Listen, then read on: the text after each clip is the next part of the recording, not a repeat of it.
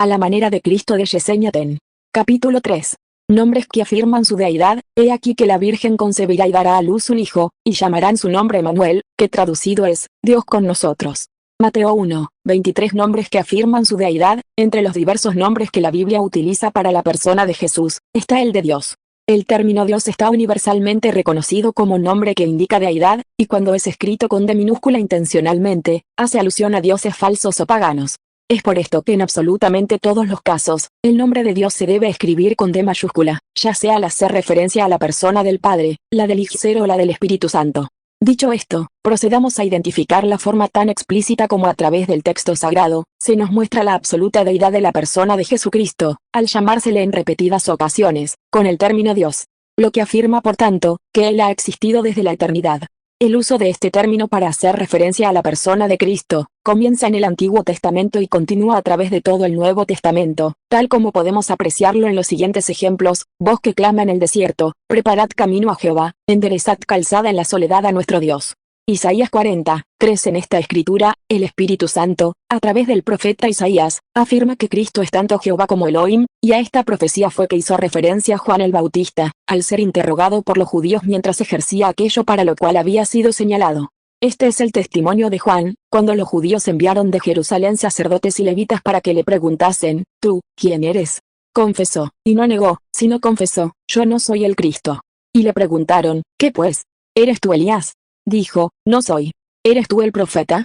Y respondió: no. Le dijeron: pues ¿quién eres para que demos respuesta a los que nos enviaron? ¿Qué dices de ti mismo? Dijo: yo soy la voz de uno que clama en el desierto, enderezad el camino del Señor, como dijo el profeta Isaías. Juan 1, 19 al 23. En ese mismo orden, por inspiración de Dios, el mismo profeta Isaías también escribe lo siguiente, con respecto a Cristo: porque un niño nos es nacido, hijo nos es dado, y el principado sobre su hombro, y se llamará su nombre admirable, consejero, Dios fuerte, Padre eterno, príncipe de paz. Lo dilatado de su imperio y la paz, no tendrán límite, sobre el trono de David y sobre su reino, disponiéndolo y confirmándolo en juicio y en justicia desde ahora y para siempre. El celo de Jehová de los ejércitos hará esto. Isaías 9, 6 y 7. En este punto, es necesario aclarar que Cristo es el único miembro de la divinidad, de quien se podía decir que nacería y se sentaría sobre el trono de David. Así también, Isaías declara que habría de venir uno que se llamaría Emmanuel, que traducido es Dios con nosotros, profecía que al igual que la anterior, se cumple en el Nuevo Testamento, con el siguiente pasaje: he aquí, una virgen concebirá y dará a luz un hijo, y llamará su nombre Emmanuel, que traducido es, Dios con nosotros. Mateo 1, 23. Este título en particular, significa mucho más que el hecho de que Dios está presente con su pueblo, significa que a través de la encarnación, Dios ha llegado a ser parte de la familia humana. Por otro lado, cuando Tomás, uno de los discípulos de Jesús, vio las heridas del Salvador, dijo: Señor mío y Dios mío, ver Juan 20, 28. En esta declaración hay algo cierto, y es que, si la misma no hubiese sido correcta, entonces hubiese sido idolatría digna de reprensión por parte de Cristo.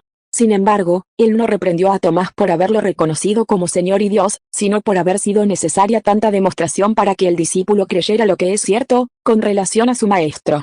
Por ende, tan cierto como el hecho de que Cristo ha de venir otra vez, es que Él lleva con toda propiedad el título de Gran Dios y Salvador.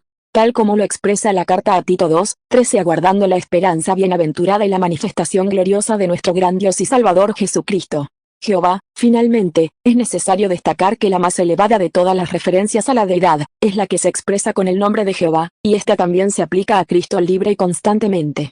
En este punto, no podemos dejar de notar que el nombre de Jehová, es propio para una sola persona, y en ningún modo puede aplicarse de forma correcta a ninguna otra persona. De hecho, con respecto al carácter de exaltación que tiene este nombre, la palabra de Dios dice lo siguiente: yo Jehová, este es mi nombre, y a otro no daré mi gloria, ni mi alabanza a esculturas.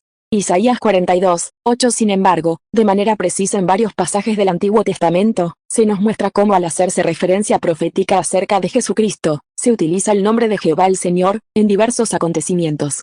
Tal como podemos apreciarlo en los siguientes textos: y derramaré sobre la casa de David, y sobre los moradores de Jerusalén, espíritu de gracia y de oración, dice el Señor, y mirarán a mí, a quien traspasaron, y llorarán como se llora por hijo unigénito, afligiéndose por él como quien se aflige por el primogénito.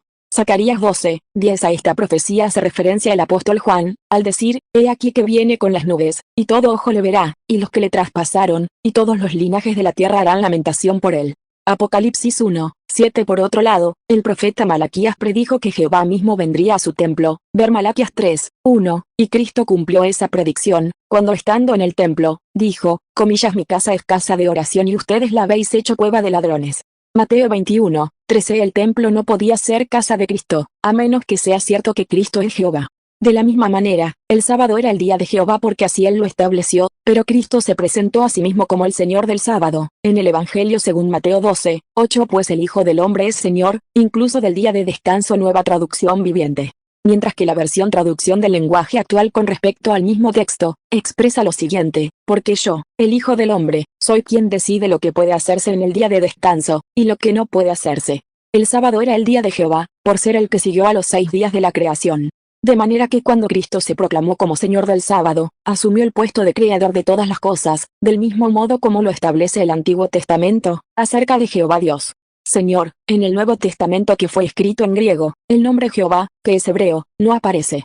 No lo utilizan los evangelistas ni los apóstoles, ni en relación con el Padre, ni con el Hijo, ni con el Espíritu, ya que se había dejado de pronunciar ese nombre y los únicos que lo pronunciaban eran los sumos sacerdotes del templo.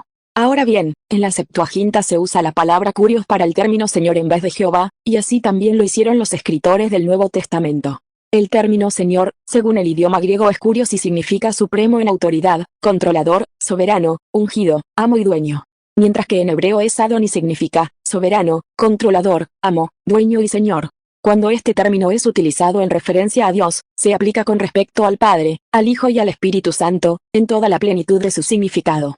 De hecho, los numerosos pasajes del Antiguo Testamento citados por los apóstoles y aplicados por ellos a Cristo, establecen tan firmemente este asunto, que dejan probado que los nombres de Jehová y Señor, son intercambiables y solo en el Nuevo Testamento, la palabra Señor se le aplica al Redentor, aproximadamente 800 veces. Puntos a recordar. 1. El término Dios está universalmente reconocido como nombre que indica deidad, y cuando es escrito con D minúscula intencionalmente, hace alusión a dioses falsos o paganos. 2. El nombre Emmanuel, que traducido es Dios con nosotros, significa mucho más que el hecho de que Dios está presente con su pueblo, significa que a través de la encarnación, Dios ha llegado a ser parte de la familia humana. 3.